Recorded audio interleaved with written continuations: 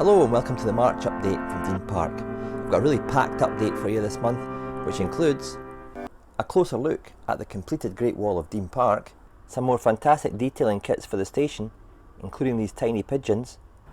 I'm also going to start on an exciting new project to upgrade these Bachmann Mark 1s, which come with ScotRail livery with a factory weathered finish. I'll also have lots of running shots of some of the new rolling stock that's arrived at Dean Park in the last month, including this Bachmann Class 47 in deluxe trim, wearing the attractive Intercity Swall livery. And I'll share what I'm going to be doing over the next couple of months in and around the layout. I really hope you enjoy the video and get some ideas that you can maybe use to enhance your own layouts at home. If you want to get in touch, please do so by posting in the comment section below, and if you like the video, please click on those like and subscribe icons.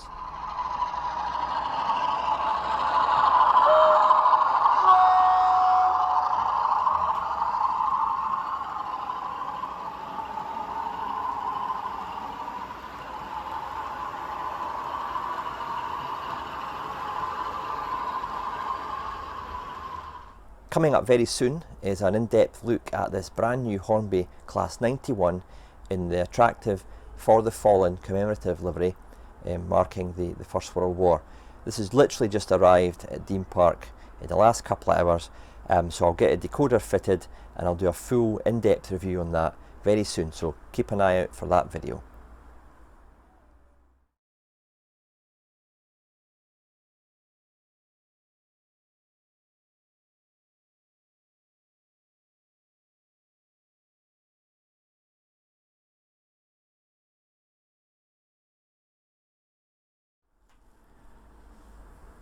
It's been about 6 months in the making, but finally I have installed and pretty much completed the front section of wall from one end of the depot at the S&T centre right the way along to the Nairn buildings in the far corner of your shop. It's been a massive undertaking, and to be honest with you, it took about 3-4 months longer than I actually thought it was going to take. But I'll go through very briefly what I've been doing, and I'll also show you my unique system that I've developed for coupling it to the actual uprights so that it doesn't fall over, but can also be easily removed if I need to get access to underneath the depot area. The wall is so massive I've actually struggled to fit it into one camera shot here. It's made up of 4 sections, the first being a 3 here, which will connect to the tunnel portal, which is still under construction. Then at the front we've got a 19 arch section, and it's split into 2 parts, a 9 and a 10. These can be slotted together or removed independently if I need to take one section away to gain access to the depot underneath with all the wiring and the point motors. At the very far corner of the shop we've got another 8 section, which takes you towards the signal and telecommunications area. Because of the layout and the angle of the upper section, there has to be angles in the wall, and here's one of the angles here. You'll notice that it's not got its buttress fitted yet. That will be glued onto one section at this side and cover obviously the bare part there with exposed MDF. I had to cut it at an angle to ensure that it fitted properly, and the same can be said for the opposite end where it goes from the front section to the angled section towards the signal and telecommunications. This was all kind of planned and factored into the measurements, that I could get a complete 3 arch section before the portal, and then obviously fitted in the rest of the arches into the space that I had available. With the upper section and the depot pretty much complete before these walls are probably even designed by Justin, getting the arches to fit perfectly into the space available was going to be impossible. So Justin developed a plain wall section for me, and I believe these will be readily available to purchase. It's not quite finished yet, I've still got the concrete plinth to put on. That was just to basically gap the distance between the signal and telecommunications and the start of the arched section. Obviously they wouldn't have half an arch disappearing into the red brick pillar there, so the engineers, when they built this, have put a plain brick section in. The same will be installed at this side. There'll be a brick section coming out here, which I'll cover later in the video. The other option to negate this was to bring the signal and telecommunications centre out a little bit, but I felt that was a bit contrived, and also with the clearance for the tracks with any buttresses was starting to be an issue, so I decided that I would use a plain section.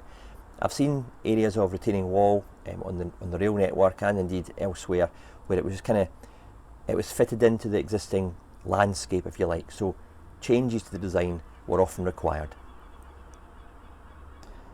The front section is made up of 19 arches, and it is a 9 section and a 10 section, and there's a join here.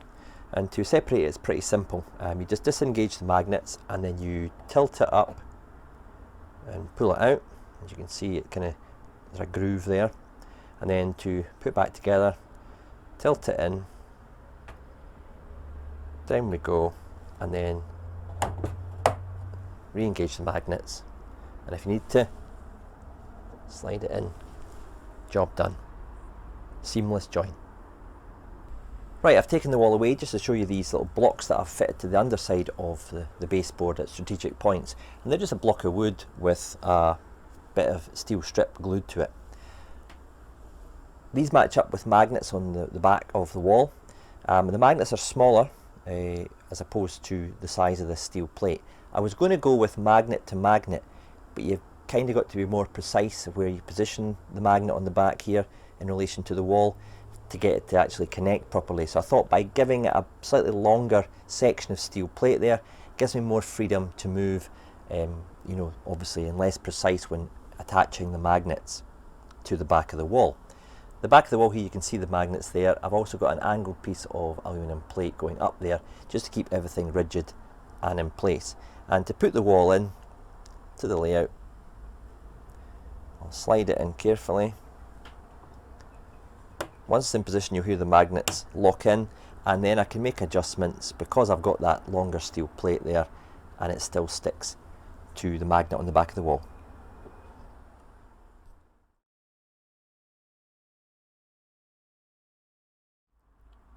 As I said at the top of my video, I'm going to look to do some upgrades to these Bachmann Mark 1s with a factory weathered finish with the ScotRail Legend.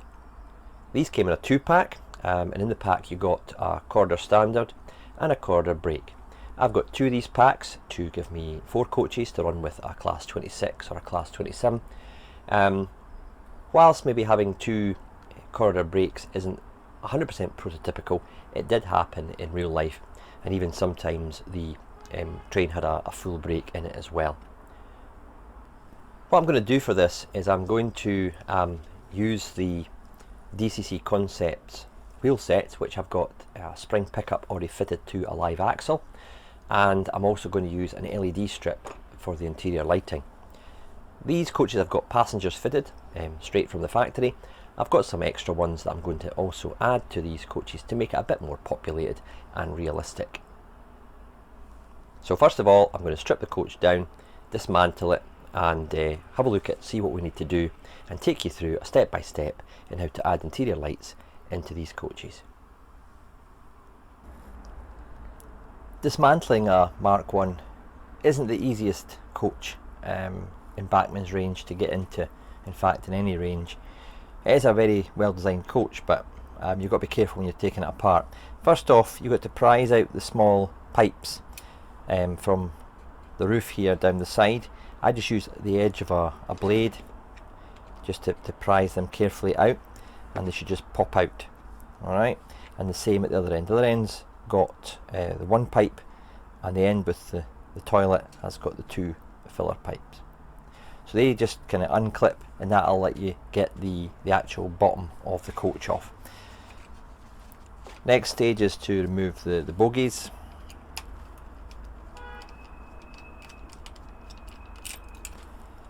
So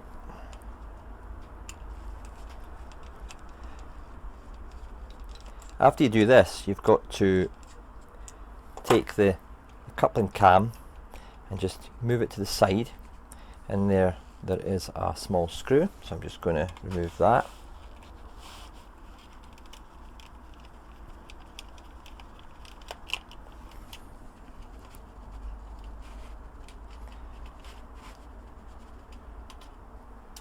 There's one in the middle as well.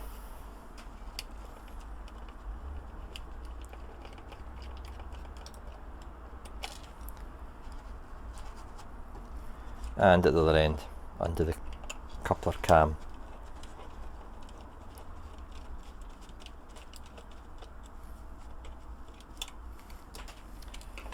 Right, that's the 3 screws removed.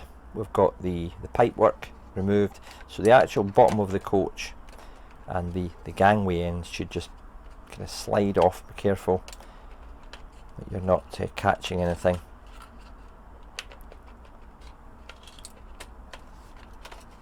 Like so.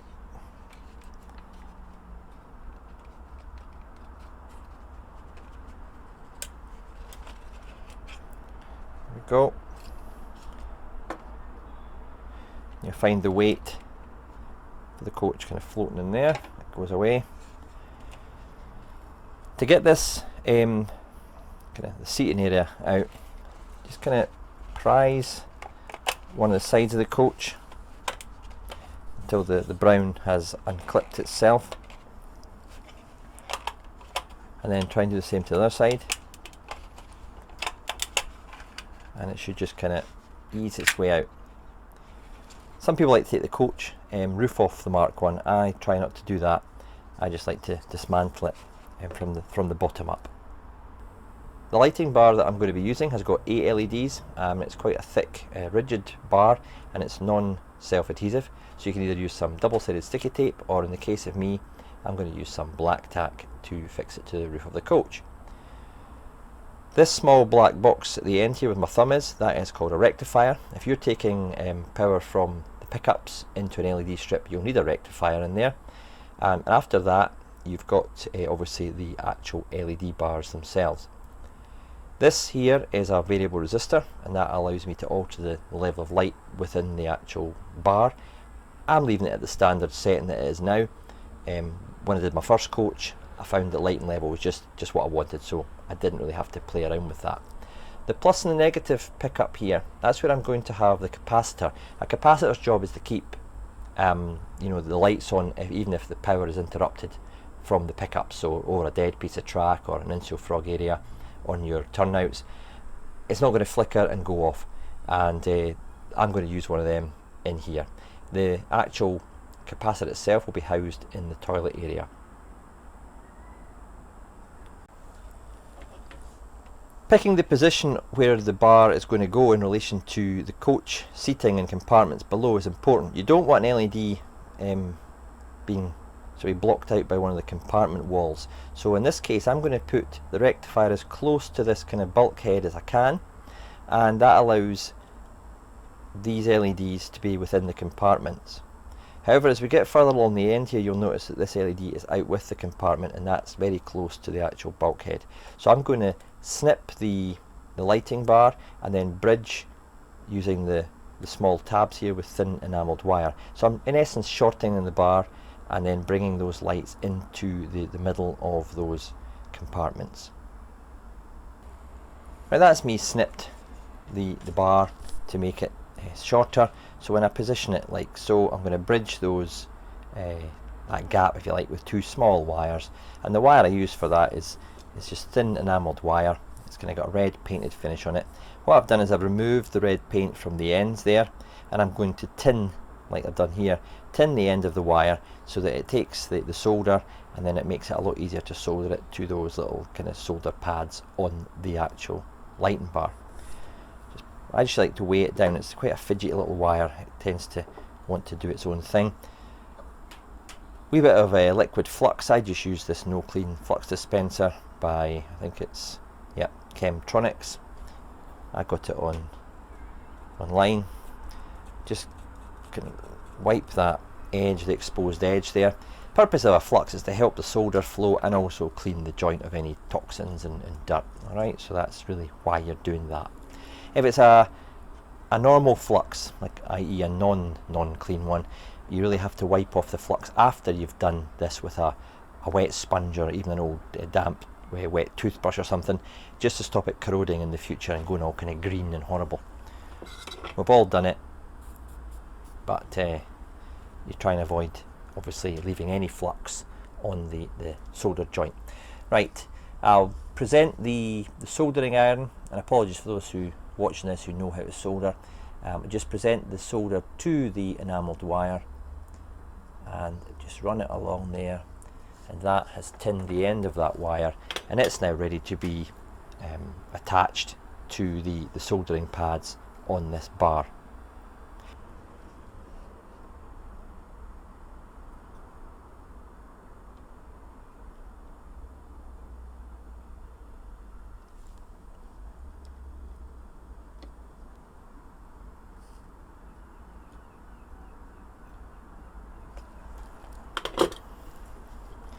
There's the two wires now connected, and as you can see, because the enamelled wire is quite rigid in a way, it's not going to flex and flop down. It's it's holding it in position quite well. As you can see now, the LEDs are all now within a compartment, especially at the end here, thanks to me shortening the end of this board and obviously bridging it with the two wires. In order for the lighting bar to fit into the coach, I had to make some modifications. This is only applicable for the compartment coaches. Obviously the lighting bar's got a bit of a thickness to it, so I had to reduce the height of the compartment bulkheads there, and I just did that with a thin blade and a sanding stick. You might be able to see that actually on the moulding there, how I've reduced the height. That just allows it all to fit back together. These are the backman passengers as supplied in the coaches, and recently I was very generously given some additional passengers by Dave Gilmore down at Tinsley Yard, so thanks for that, Dave. You can also add in some more figures from the likes of fine scale figures and Model U if you want a bit more variation. The backman passengers are actually held in place with a small sticky back foam pad. I'm just going to use some black tack to position the passengers in the compartments, and I'll maybe put this chap in here. A wee bit of black tack on his lower back and his seating position there, and in we go, and that'll do. He's not going to go anywhere.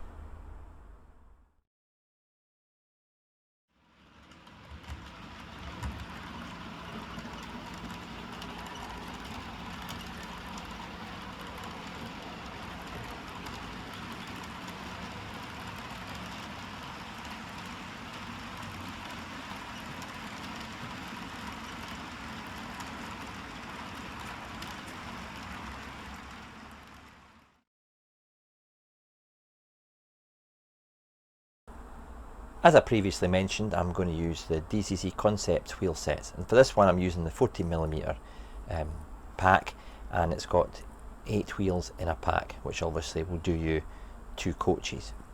When you take them out of the packet, they've got a small spring pickup that's on the live axle. One end of the wheel set, you probably see there's a black kind of washer, and that obviously is the insulated wheel. That's not going to prevent a short by bridging obviously the two signals on the track, the plus and the minus. However, when you do receive the actual wheel sets with the springs attached, the wire that's going to be soldered to the pickup, the wire that goes to the lights, the pickup wire for the LED strip, is very close to the actual insulated one, the wheel, and that might be prone to touching and shorting out.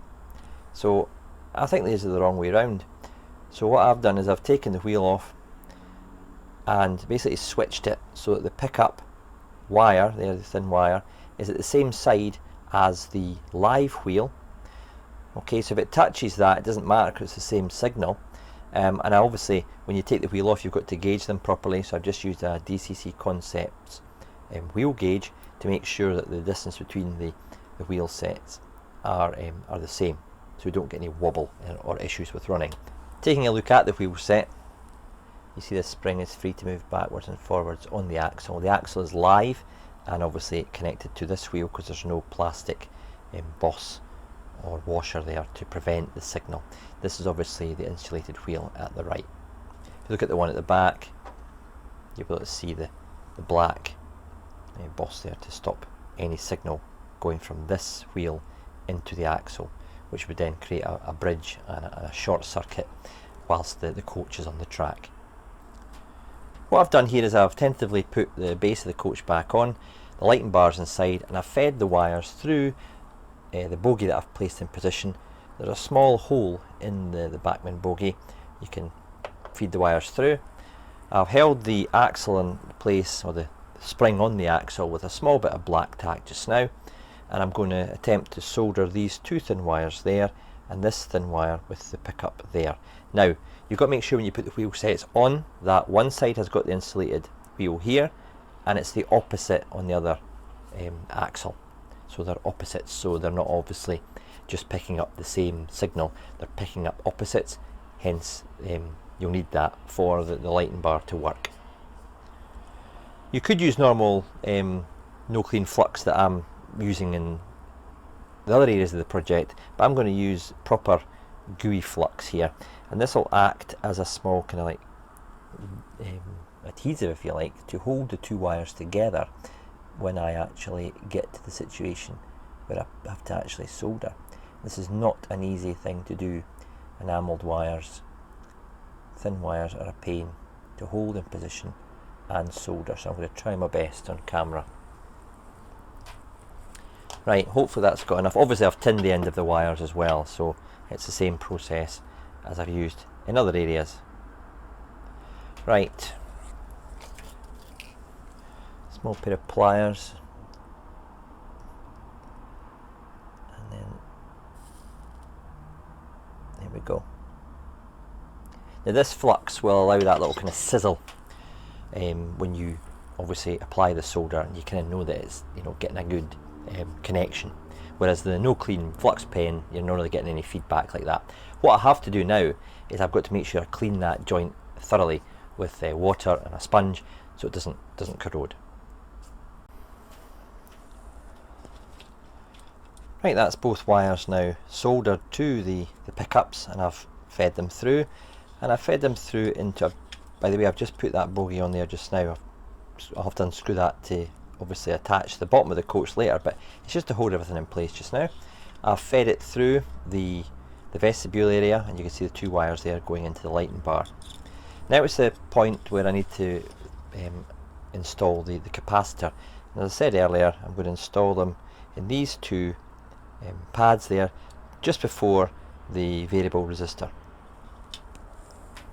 Capacitors have a long leg and a short leg. The long is positive and the shorter is the negative, so obviously you've got to make sure you wire it the correct way around, or it'll just be, you know, pointless, it'll not work, and it'll get housed in the toilet area there. Obviously I'm going to have to shorten the prongs there, and I'm going to take a piece of enamelled wire, solder it from there to the shortened legs of the capacitor, and that will just sit neatly in the toilet compartment. That's the capacitor now fitted.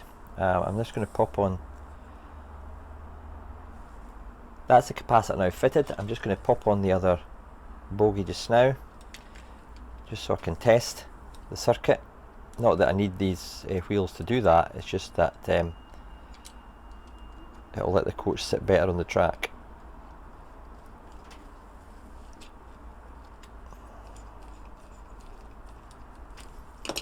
Right. Okay, let's put it on the track and see if it works. Well, that's a relief that it's actually working. I'll check the capacitor's functioning correctly. By taking it away from the power source, you can see the lights are staying on there. And when I put it back onto the tracks, the LEDs will light and stay on. I've not used pickups for these wheel sets. Because the capacitor is there, you don't really need to have pickups on all the axles, and it's really simple to remove the little springs from the DCC Concepts wheel sets. If you don't need them, you just pull them off and you've got yourself just a normal set of wheels. I'm now going to put the coach together and fit the lighting bar to the top of the actual body shell using some black tack, and then carefully reassemble the whole coach. It's a bit of a faff, lots of bits and pieces and screws going on, so after that it'll be a finished job. Check it on the track again before entering it into service. That's the coach back together now. I could have filmed that, but I don't think anyone would really have wanted to watch a middle-aged man curse and swear for 10 minutes, but I managed to get it together eventually, and all's well. I'll now put it on the layout beside the other two coaches in the back of the shot there. They've also been lit with the same equipment and the process, and you'll also see on the workbench here I've got the fourth and final coach ready to light and detail. Bit of a difference with the coach here is I'm going to add the flashing tail lamp, again from DCC Concepts. I'll take you through briefly how I do that as well.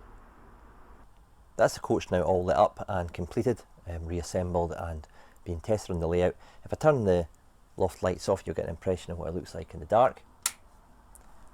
There you go. You can see the passengers clearly sitting in their compartments there. If I just pan to the left, you'll see the corner brake coach that I've also done in this particular rake, which obviously is one of the coaches that you get in the twin pack from Bachmann.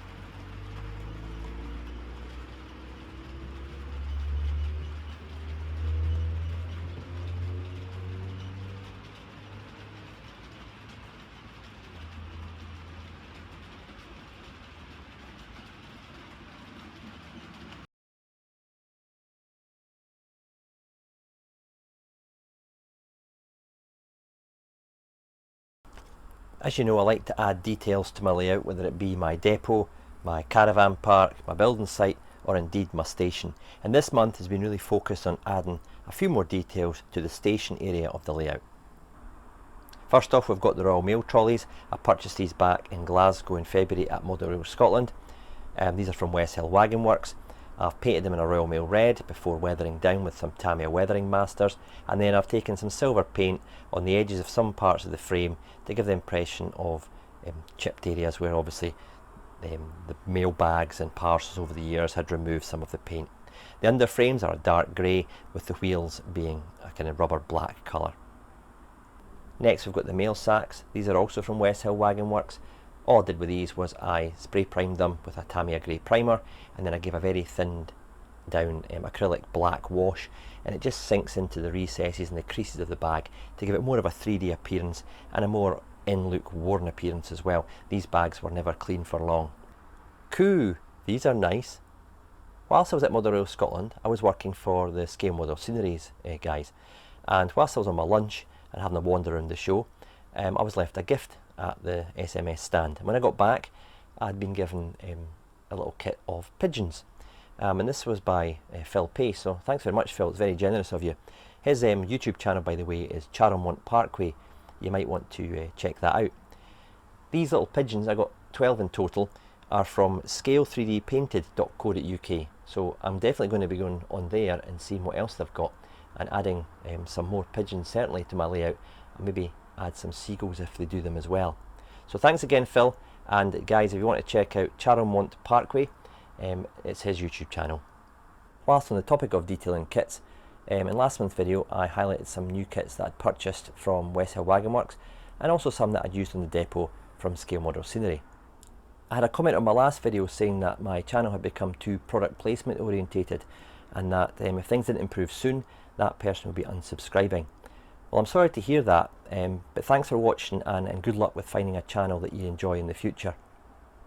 I make no apologies for showcasing products from small companies that add detailing to a layout, whether it's Scale Model Scenery, West Hill Wagon Works, Goodwood Scenics, Fine Scale Figures, Model U, whatever. There's loads of them out there, and it's only through us as modelers sharing and showcasing their product that they're going to grow as a company. And if they grow as a company, they then have more money to invest in even more product, which benefits us all. I know that I've come across lots of product through watching other people's videos, and I know Richard of Everard Junction has seen many kits and items on my layout that he's since added to his own. It's good for the hobby, it's good for the companies, you know, and it's good for the level of detailing that we can now add to our actual layouts at home, and long may that continue.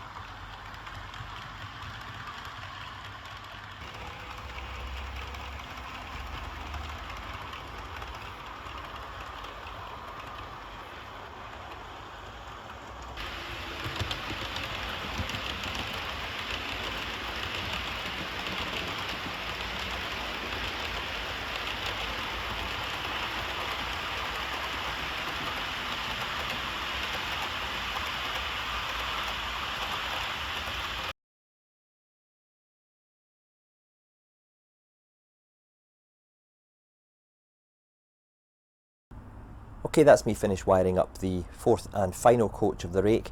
Standard really wiring setup for the lights.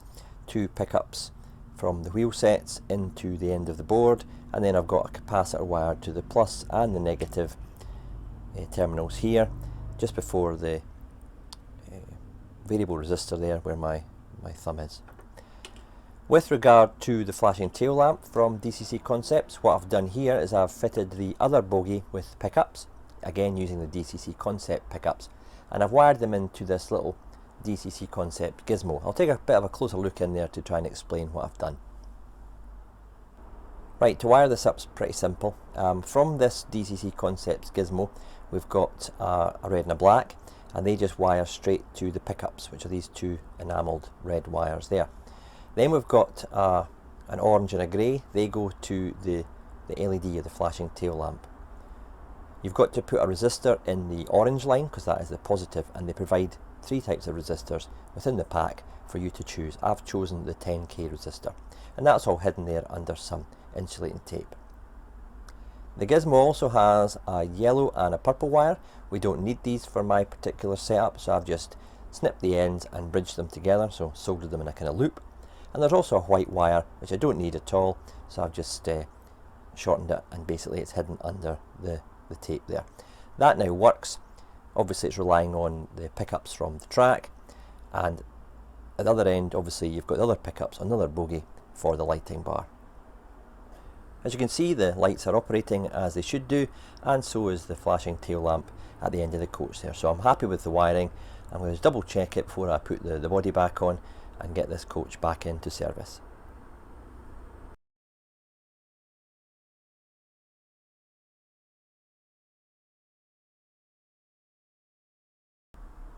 In the shot just now, we really have the current pinnacle of 00 gauge modelling in the UK just now.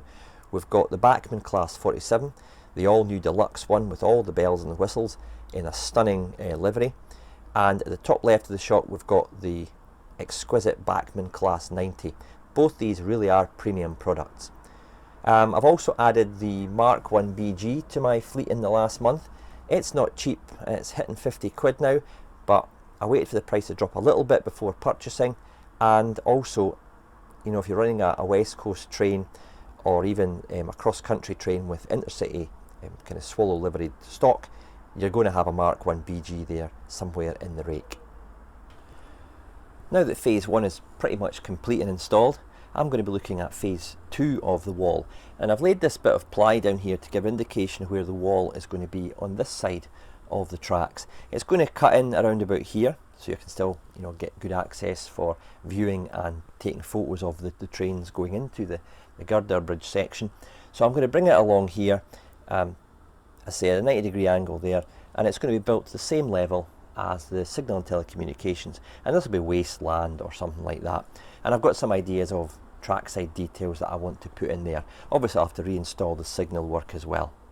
So that's the plan for I would say, you know, April into May is getting this constructed. All the arches and all the, you know, parts of the wall are already there, painted and weathered up. It's just basically an assembly job, and obviously making a frame for the back of this so it stays in place, and I can put some scenic material at the top. 3 kits that I've already earmarked for using line side at the arch section are these railway sleepers, a common sight at the side of railways all through the ages really, used sleepers, new ones, etc. I'm going to also use these house bricks. I'm going to soak them in engineer's blue brick and have them scattered around the base of the wall, maybe some left over from wall repairs or construction. Also, I've got these scale model scenery tyres that I painted up and weathered years ago for another section, and I'm going to have them lying beside the line side, maybe slung over the wall by some, I don't know, unruly teenagers or something. In the next few weeks I also hope to complete the tunnel portal here, which will blend in nicely with the matching scale model sceneries wall, and just kind of finish this scene off. I'll also be adding scenic material to both sides of the track and moving this signal to a better position. It's kind of on the corner here, so I'm just going to move it a wee bit further to the left. So basically tying this section together with scenic material and, you know, putting a tick against that job and moving on to the next one. As spring turns into summer and the temperature kind of rises in the loft, I tend to stop working on the layout itself and go to do some maintenance projects as well as upgrades. The upgrade this year is to replace this panel here with the same design and style as I've got on the storage yard and the station side of the layout. Obviously with the DCC concept, LEDs, you know, actual point accessory decoders, the works. So that is the plan for, I say, late spring into the early summer. And finally, next month I'll have installed these new DCC concept power bus spike suppressors. Now I've already got the DCC concepts suppressors on the layout, but they're of an older design, and they kind of dangle and hang down from the bus wire. These are the upgraded version, and they are easy to mount on the underside of the baseboard or some framework. So as requested by a couple of people actually, I'll show you how to wire these in and you know, kind of explain how they work. So that's coming up in the next update.